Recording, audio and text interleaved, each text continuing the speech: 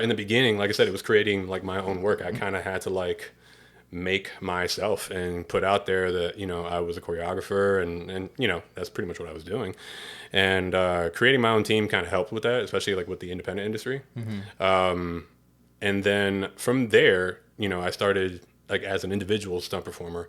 I got to meet like other stunt coordinators in Florida, and one of the guys who put me on as far as like bigger studio projects was Luis Benitez from Risky Business. That guy, he's amazing. I owe him everything. And he was the one that helped me get my first, or not my first. He got me my SAG card. What's up, everyone? Welcome back to the Film Goals Podcast. Today I'm with the one and only Anthony Elias. So Anthony, actually just bring the mic a little bit closer to you. Gotcha. Yeah, there you go. So I kind of met you through like the mixers and stuff here in town. And, and then like you and my friend Yuvia kind of hang out and stuff. And she told me, yeah, I kind of saw some of the stuff you're doing. Like you're like a stunt. Well, I don't want to say stunt, but you're a martial artist, actor, and you're involved in a lot of the stuff. So like, yeah, just tell me a little bit about your background and like the stuff you do. Yeah, well, I did start off in stunt work. So pretty much my career had started almost 15 years ago, kind of like right after high school. And, growing up, I used to watch like a bunch of like indie filmmakers and like indie like stunt teams who would make like a lot of these like different short films or even, action skits that I had just like became like a huge fan of. I would actually also say like funny enough, Bat in the Sun, like those kinds of like films kind of like sparked that inspiration, for wanting to like kind of create my own stuff. But I mean also too, growing up watching like a bunch of 80s and 90s action movies like Stallone, Schwarzenegger, Bruce Willis, and of course like all the great martial arts stars. Yeah, for me, I started off doing stunts, and I didn't know exactly how to like get into it. But from what I've learned, just from the people that I was watching, was just simply create your own stuff. Even if it's like just you training like at a park or at a gymnastics gym, creating like a bunch of like fight practice videos. The action genre was like the one genre that I wanted to like really be a part of and like excel at. Again, because I'm a huge like martial arts fan, and yeah, so I would, start off by making a lot of these like little action clips, really trying to just practice like my choreography, practice like performing for the camera as far as that. And then eventually I got given like my first opportunity to like do stunts for a short film. This is back in Florida, as a matter of fact. I probably should like mention that part. Yeah, so a lot my career started back in Florida, and in Orlando specifically. And one of the first projects I had done, I got recruited for the gig by a stunt coordinator by the name of Walter Garcia, and I just got to be a part of this military short film, and it was a film for what's this the place, UCF, University of Central Florida. And yeah, it was a fun experience. And then, for a while, I wasn't finding like much work. I've been doing like a lot of castings and stuff, and I was still like super young into the game. So I still had like a lot of questions of how do I approach the business. And so, but then I ended up learning just, creating your own content, just trying to follow the blueprint of like a lot of these other filmmakers and what they have done, and particularly like other like stunt teams. Like there's Zero Gravity, there's EMC Monkeys. All the stunt people will know who they are. Got influenced by those guys, and yeah, sure enough, I ended up starting my own stunt team. Oh wow! Back then, and it was called Genesis Action Stunts, and from there, after I had done that, I ended up getting discovered by a Full Sail University film student who was there by the name of Vidal Acosta. And he was originally wanting to do like a documentary on like a pretty established like stunt team. And then somewhere along the lines, he ended up changing his mind of how he wanted to do that. And he came across like my stuff, and he was wondering like, okay, we could go ahead and do a documentary on a stunt scene that's already established, but also what would it be like to start a team? Like, what does that look like? How do you get into that? And so, yeah, he ended up doing a documentary on us. And at that time, I was trying to make my own short film. Yeah. And I failed horribly. What were you trying to do? Write and direct it, or just All stunt of it. stuff? Everything? I was wearing all the hats. Okay, yeah. All the hats, and which was a big no-no, a big mistake. I mean, I know there are some people who do that and they're successful at it, but again, it was like the first time that I tried to make a film, really, with very little crew, and like again, I was also like I said, directing and like doing the cam op and everything. I was doing everything like myself for the most part, but nonetheless, it still was a good time for them to do the documentary on us, because they saw like what the work entailed. They saw like all the practices. They saw even what was going on like behind the scenes, and it was super cool. So yeah, the film ended up just kind of being like a bunch of demo reel footage for everybody. Yeah. It was never really completed. Maybe one of these days I'll go back to that. But yeah, after that documentary had aired, funny enough, I ended up meeting someone during the interviews of that documentary. His name is Andrew Dean, who actually gave me like my first lead role in a short film. Okay. And I consider that my first because I was trying to make my own film the first time, and then like obviously it was never completed, so I don't count that. And so let's back up a little bit. So you say like martial artists, did martial arts come first, or was it the film? Martial arts definitely came first. Okay. I've been training martial arts since I was 7, and I've dabbled in several arts, going from Muay Thai, capoeira, judo, Kali, so on, stuff like that. And even to this day, I'm still training. I'm still, So was that the transition towards you like seeing stunt stuff and then wanting to do that, or absolutely? How did that I mean, like martial arts. I mean, definitely like movies had always been like an influence of that. Between like Jackie Chan movies, Jet Li movies, Bruce Lee movies. Yeah. And on top of that, like even like superhero movies. The time that I knew that I wanted to be an actor, I know this is going to be like controversial for everyone, was Batman and Robin with George Clooney. I know it's not exactly the most favored movie, but it's my guilty pleasure. And I used to reenact that movie line for line for line for line for line. And that's just when I knew like I love this. And I understood that at a young age too. Yeah. But it was always an influence, but nonetheless, like, yeah, it definitely influenced me wanting to like get into martial arts, and then martial arts, just really just enjoying all of these films. I always thought like, I want to do that someday. Yeah. I just don't know how. Right. And then, yeah, then there's the rest of the story of how I started just creating content Doing for myself. stunts, yeah. Still trying to figure out YouTube. I still don't, I haven't figured that out. But nonetheless, it got, the attention of the right people who had got me started in my indie film journey. And after that first lead role that I had played, I didn't really have any lines. The film was called Cope, which was a nice one. It's about a captured young veteran who was held hostage for like over 400 days, and who was beaten, abused every day. He was captured by the Taliban, and eventually he ended up getting rescued. But the story is about him trying to like live civilian life, and now he suffers from PTSD. And so in the film, you're just kind of looking at just the one day of his life and what that's like for him. And so no stunts in that. There's a lot of stunts. Really? It was all, to be honest with you, it was all action for the most part. Oh, okay. Interesting. Which was cool because while I got to go ahead and like lead in that film, I also got to get everyone who was in my action team, or like the people who got casted. They were all like stunt performers of the team, at the time, and it went on for actually quite a few years, winning like festivals for like best film, audience favorite, best fight, stuff like that. And it was nothing too crazy. It was it was a bar fight. Yeah. And it was cool because we got to go ahead and shoot it at Full Sail Studios over in Florida, and it was a built set, man. We got to wreck it, freaking. It was awesome. You know what I mean? So it was kind of like a kid at a candy store for like most stunt performers who just want to break shit, even though we didn't really break much, but we got to be a little bit rough. That's cool, man. Yeah. So how was the like the community and like the industry in Florida and Orlando for you?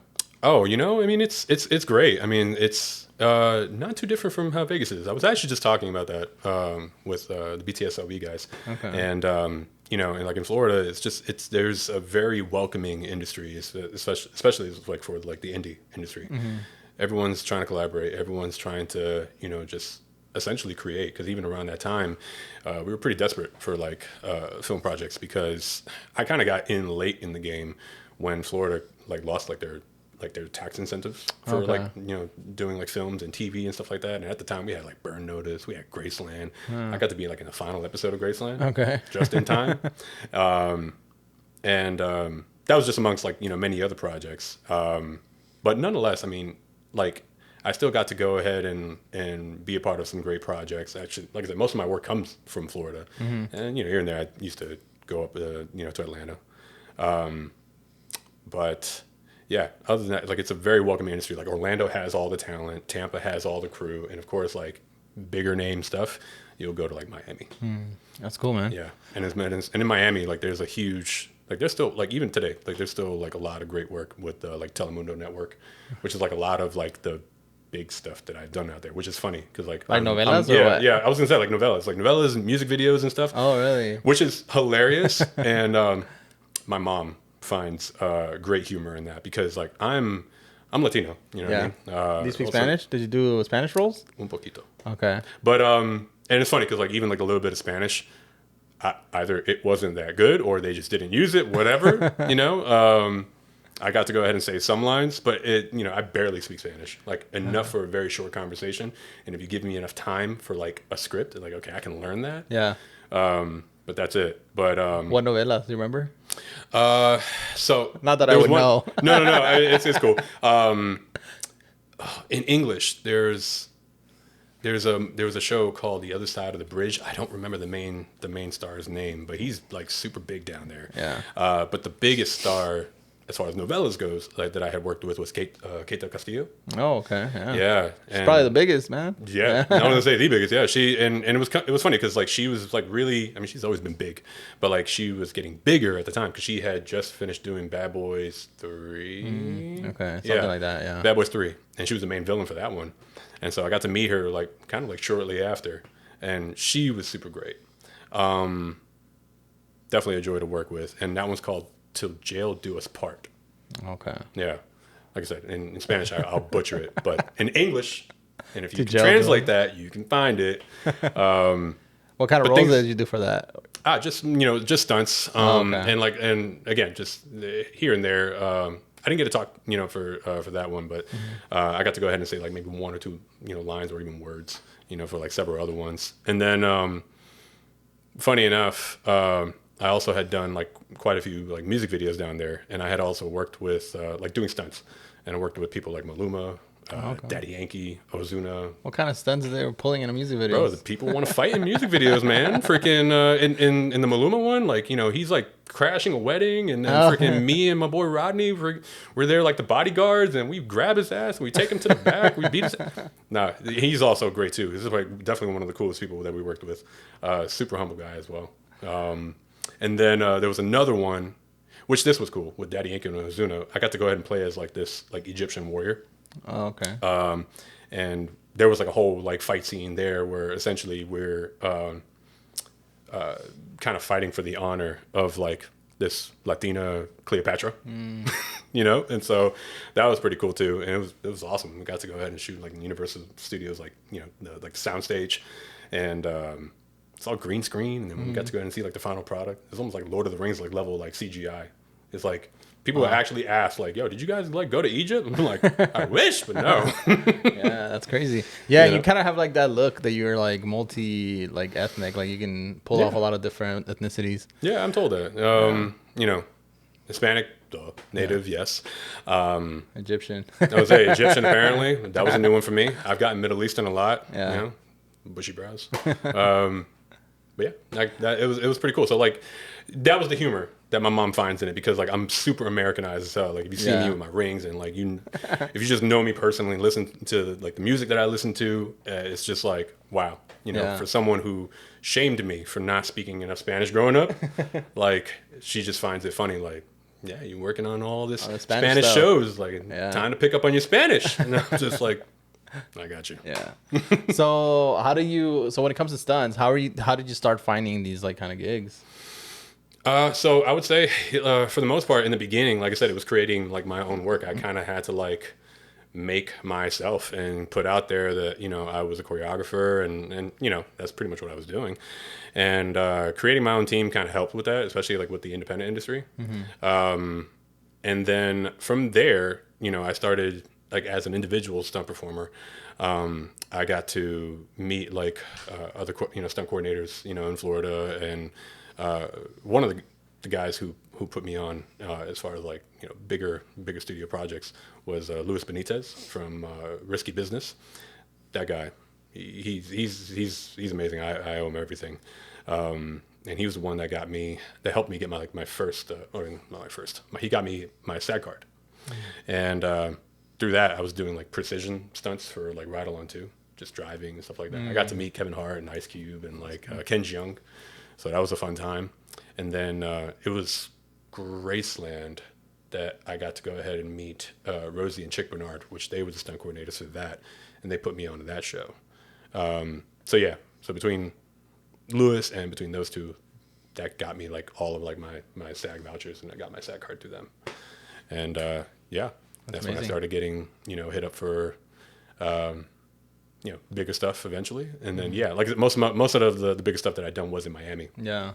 Yeah, and then eventually I ended up getting discovered, or I should say, yeah, I ended up getting discovered. It's funny how that went.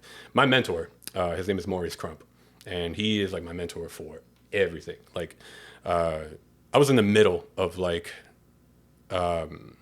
with my stunt team at the time, and like just getting into the business, and I had like done some things already up to that point, but like I was nowhere like near as polished as I am now. And he had ended up finding me through Facebook, of all places. And because he was also one of the people too that I grew up watching, like again, one of those influences from when early YouTube was like a thing. And I seen him posting like all these training videos of him hitting pads and stuff like that, and even doing like his own action stuff. And like, man, I was like, I want to be like that fucking guy. I cursed. Is that okay? No, you're good. Okay. Let's check. And so yeah, there were times where I even like emulated him in some ways in some of the projects that I had done. Yeah. And he ended up finding me on Facebook, and it's funny because he ended up going by like his school name on Facebook, so I didn't know if that was really him. Yeah. And I thought I was being pranked, but it turned out it was really him. And at that time, first off, he's like an international action star as well. He's worked with people like Tony Jaa and like The Protector 2 to be exact, and like the RZA, and he's also done movies like with Michael Jai White called Sudden Death. He did another movie with Jiu-Jitsu with Nicolas Cage, and also he trained Chadwick Boseman for Black Panther. Oh, And wow. also Avengers, Infinity War, and Endgame. Wow. And so, but yeah, I had met him like pretty much like sometime after he had done The Protector 2. And he had hit me up on Facebook, and he asked me like, what is your goal?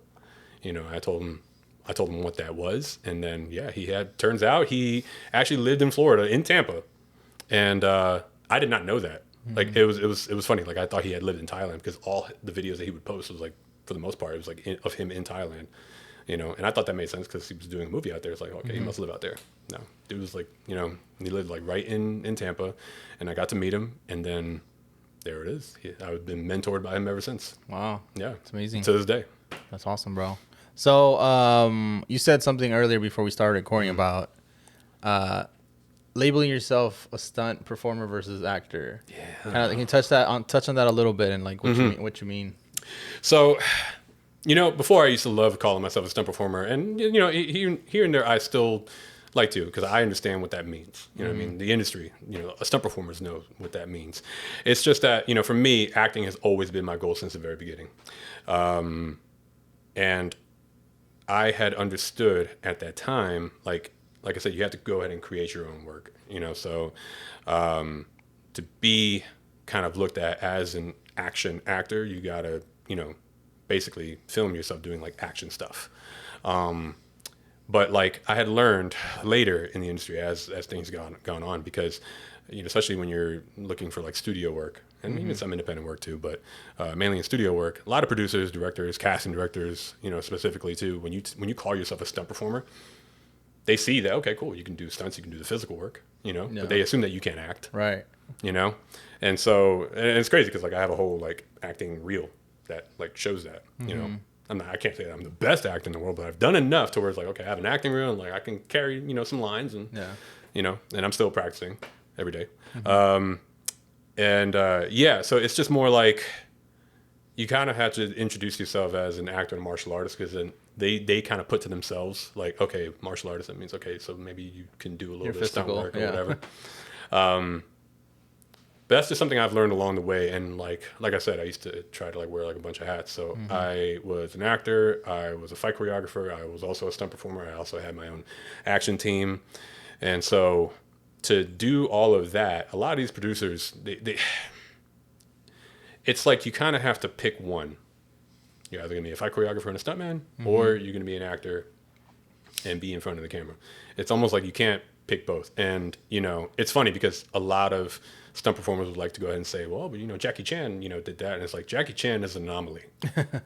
Like, even in China, like I think he's like one of the only people that they've ever taken like that risk with, What about like Jet Li? He doesn't really do all his stunts? I mean, no, he does a lot of his own stunts. He definitely does like a lot of the fighting on his own. But also, Jet Li has like his own style. Thanks to Yun Wu Ping, which is his choreographer. He's choreographed like damn near all of like Jet Li's fights, and that's where like a lot of like the famous like wire fu, comes from, with all like everything that Jet Li does. Yeah. And again, like it's just a particular like action style, but nonetheless, like Jet Li was. At least from my point of view, he was always an actor, like first, and of course, someone who could perform martial arts action. Right. You know what I mean? I don't think he was ever really a stunt performer. Before he really got in front of the camera. But Jackie was. Okay, gotcha. Jackie was a stuntman first, and then don't quote me on this. I think this is his story. Correct me if I'm wrong. But from what I understood about his story, was that essentially they ended up having an actor that they had to replace, and then Jackie was like one of the very few people who knew the choreography, knew everything that he needed to do. He also knew the lines. I think he was his double, or just maybe like the next good looking person that they could get, to go ahead and play the role. And that's what boomed his career since. Wow. But again, that's just like a very, very rare like thing. Yeah. And not a lot of people, maybe now, but not a lot of people, I mean, here in America really take that kind of chance. I heard, or from what I understand about Jason Statham, like he's just another one of those. Like I think he started off in stunts first, and then he ended up, getting bumped up to being an actor. But again, very rare does that ever happen. And so, yeah, I just understood a long time ago, like, okay, at that point, you got to kind of like pick one. With that, like I said, I used to have a stunt team. I don't anymore. Like I still know all those guys, and like we're still like all very well connected and stuff. But it's funny though, because I had to kind of like make a decision there of how I was going to put myself, going forward. And again, at the end of the day, acting was always like the primary thing that I wanted to do. But like, not just, but acting like within the action genre. Like the action genre was like mainly like my main interest. I've done some horrors, I've done some like little action I was gonna ask, like that. Is acting, like, have you done acting roles where you don't do any stunts at all or any action? Technically, I have, but like it at least involves throwing a punch.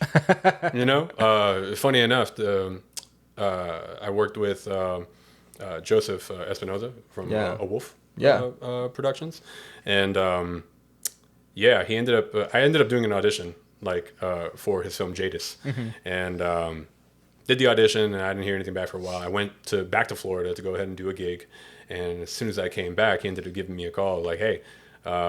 So we kind of like wrote you in for this, for this thing. They had been filming already, so like, whatever roles that were there, they were already cast and whatever.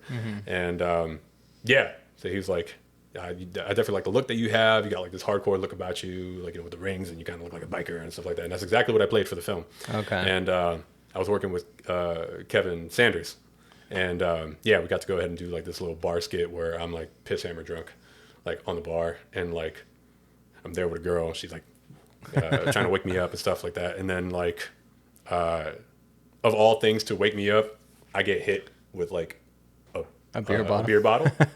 And then like that wakes me up. And then I think that Kevin's character is the one that did it. Oh, okay. And so I end up throwing a punch at him.